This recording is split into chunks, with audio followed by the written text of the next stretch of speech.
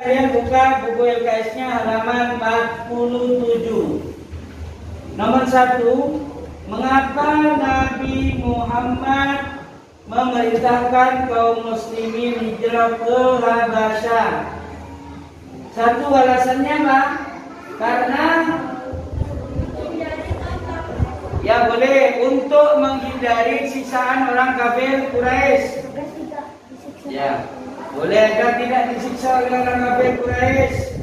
Ya, jadi untuk menghindari siksaan orang kafir Quraisy, berarti untuk menyelamatkan jiwanya, mau menyelamatkan Islam.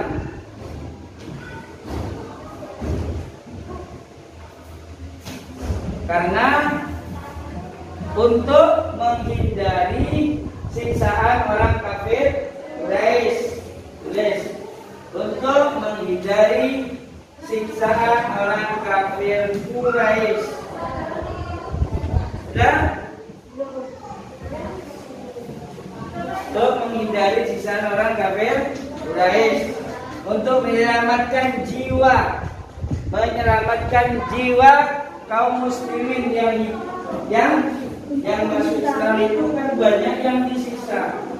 Ya, yang masuk Islam banyak yang disiksa. Sehingga untuk menyelamatkan diri, Nabi Muhammad menganjurkan untuk hijrah ke Habasyah. Dan sekarang nomor 2.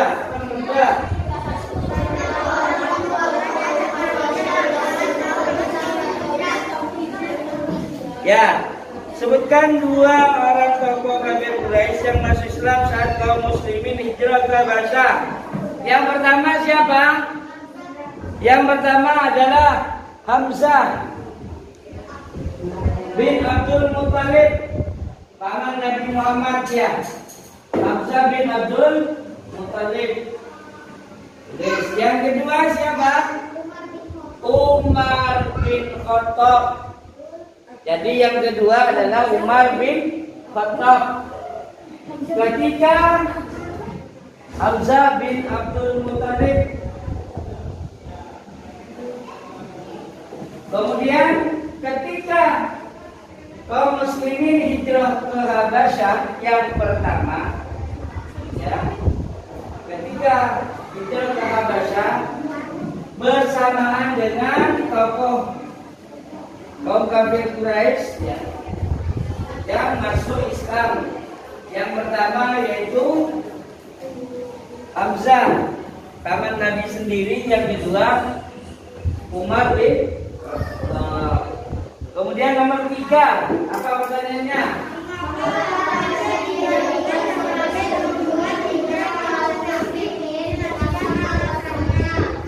Mengapa Habasyah dijadikan tujuan hijrah ke Habasyah? Kenapa Habasyah dijadikan tujuan hijrah? Apa alasannya? Karena apa? Ayo. Karena Habasyah mempunyai apa? Atau memiliki. Jadi mengapa Nabi Muhammad menganjurkan kepada kaum muslimin untuk hijrah ke Habasyah? Kok milih Habasyah? Karena Habasyah mempunyai atau memiliki seorang raja yang alim dan bijaksana, yang adil dan bijaksana, sehingga dipilihlah Habasyah sebagai tempat hijrah, tempat mencari aman ya dari gangguan orang kafir Quraisy. Selanjutnya nomor 4. Berapa kali kaum muslimin hijrah ke Habasyah? Sebutkan jumlah kaum muslimin yang mengikutinya. Berapa kali? 2 kali. Sebanyak 2 kali. Yang pertama diikuti oleh berapa? Yang pertama diikuti oleh berapa? 11 orang laki-laki dan 5 orang perempuan. Itu yang pertama. Kemudian hijrah ke Habasyah yang kedua tambah banyak lagi. Berapa? 80 berapa? 3 orang laki-laki dan 18 orang perempuan, jumlahnya 101. Yang pertama jumlahnya berapa berarti? 5 ditambah 11 ya 16. Yang pertama. Tapi setelah hijrah ke Habasyah yang kedua lebih banyak lagi. Berapa? 101. 83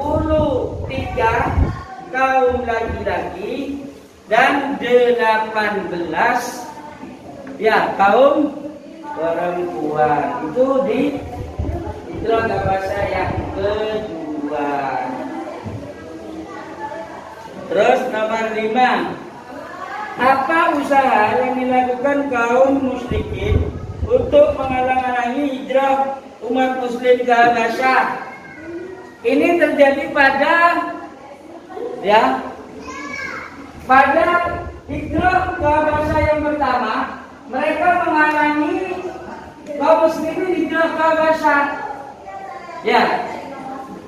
Mereka menghalangi, mereka tidak suka ya, dengan hijrah ke Habasyah yang pertama, mereka kaum kafir Quraisy tidak suka kepada kaum muslimin yang mendapatkan perlindungan keamanan di Habasyah.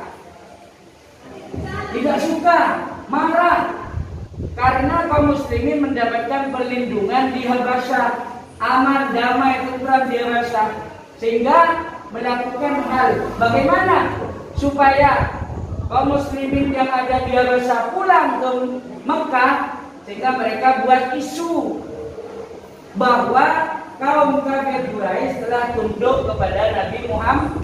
Padahal itu hoax katanya sekarang ya, bohong, berita bohong, supaya kaum muslimin yang hijrah ke Habasyah yang pertama itu pulang ke Mekah, kembali ke Mekah, sehingga mereka buat cerita bohong, yaitu seakan-akan orang kafir Quraisy telah tunduk kepada Nabi Muhammad, padahal tidak.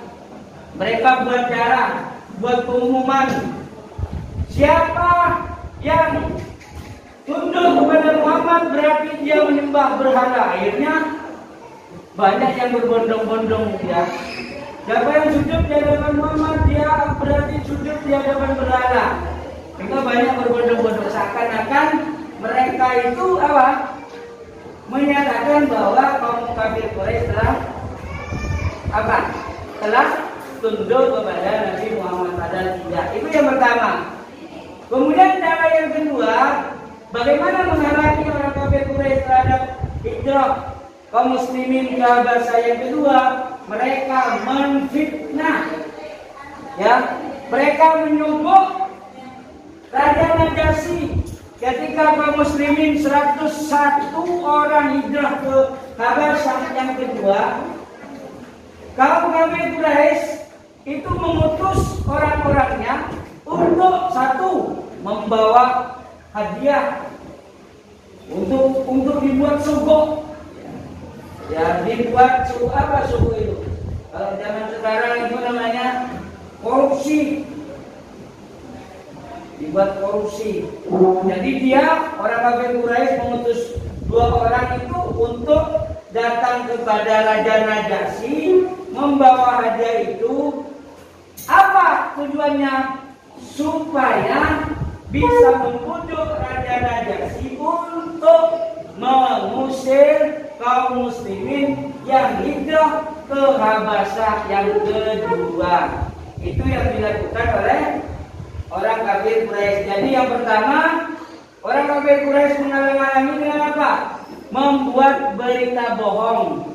Yang kedua, membujuk Raja Najasyi agar mengusir kaum muslimin.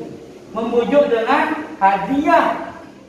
Jadi kaum kafir Quraisy itu membawa hadiah kepada Raja Najasyi supaya kaum muslimin yang hijrah ke Habasyah yang kedua diusir oleh Raja Najasyi. Seperti itu.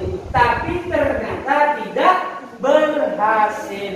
Justru Ja'far bin Abu Thalib itu menjelaskan ya menjelaskan apa maksud kedatangannya dan juga membuat raja-raja dan para pejabat-pejabat yang lain itu menangis terharu setelah apa? Ja'far bin Abu Thalib itu membaca sejarah tentang Siti Maryam. Itulah ya, yang dilakukan oleh orang kafir Quraisy untuk menggagalkan hijrah kaum muslimin ke Habasyah, baik yang pertama ataupun yang kedua.